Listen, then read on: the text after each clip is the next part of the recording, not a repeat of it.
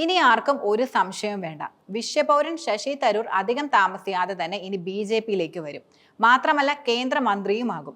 2026 കേരള നിയമസഭാ തിരഞ്ഞെടുപ്പിന് മുമ്പ് തന്നെ ഇങ്ങനെ സംഭവിച്ചാൽ അതിലൊട്ടും തന്നെ അത്ഭുതപ്പെടേണ്ട കാര്യവുമില്ല.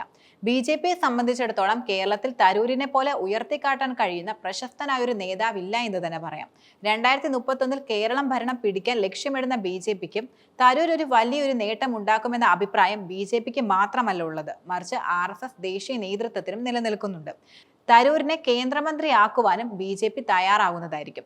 കോൺഗ്രസ് വർക്കിംഗ് കമ്മിറ്റി അംഗമായ ശശി തരൂർ BJP-യിൽ വന്നാൽ കോൺഗ്രസിന് ദേശീയ തലത്തിൽ തന്നെ അത് വൻ പ്രഹരമായി മാറുമെന്നതിലും സംശയമില്ല.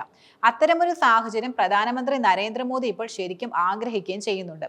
മോദിയെ തുടർച്ചയായി പ്രശംസിച്ച് രംഗത്ത് വരുന്ന തരൂരിന്റെ BJP പ്രവേശനം അധികം താമസിയാതെ സംഭവിക്കുമെന്ന യാഥാർത്ഥ്യം കുറച്ച് താമസിച്ചാണെങ്കിലും ഇപ്പോൾ കോൺഗ്രസ് നേതാക്കൾക്ക് മനസ്സിലാകുന്നുണ്ട്. അവരെല്ലാം തന്നെ ഈ സാഹചര്യത്തെ എങ്ങനെ നേരിടുമെന്നാണ് കൂടുതലും ചർച്ച ചെയ്തു വരുന്നത്.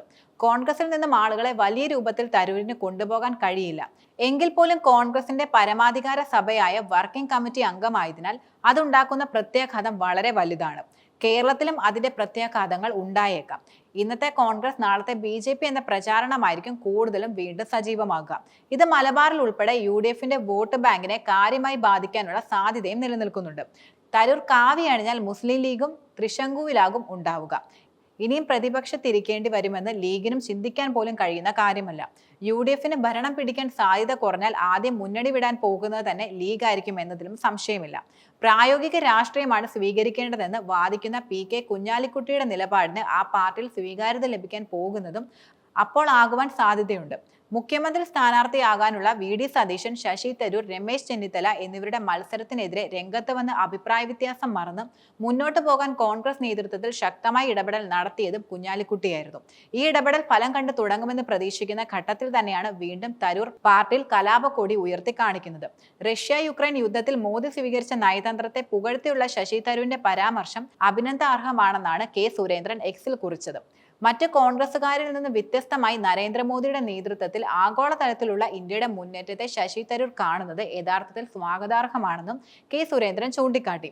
സുരേന്ദ്രന്റെ ഈ പ്രശംസ BJP കേന്ദ്ര നേതൃത്വത്തിന്റെ നിർദ്ദേശപ്രകാരമാണെന്ന വിവരവും ഇപ്പോൾ പുറത്തു വരുന്നുണ്ട്. തരൂർ ചിലത് തീരുമാനിച്ചുറപ്പിച്ചതുപോലെ BJP-യും തരൂരിന്റെ കാര്യത്തിൽ ചിലത് തീരുമാനിച്ചിട്ടുണ്ട് എന്നാണ് ഇതിലൂടെ വ്യക്തമാകുന്നത്. ആ കാര്യങ്ങളെല്ലാം ശരിക്കും വ്യക്തവുമാണ്. ഈ നീക്കങ്ങളെല്ലാം തന്നെ 2026 നിയമസഭാ തിരഞ്ഞെടുപ്പിൽ മൂന്നാം ഊഴത്തിലേക്കുള്ള ഇടതുപക്ഷത്തിന്റെ പ്രതീക്ഷകൾക്കാണ് വലിയ രീതിയിൽ നിറം പകരുന്നത്. വലതുപക്ഷ രാഷ്ട്രീയ നിരീക്ഷകർ പോലും ചൂണ്ടിക്കാട്ടുന്നതും ശരിക്കും അത് തന്നെയാണ്.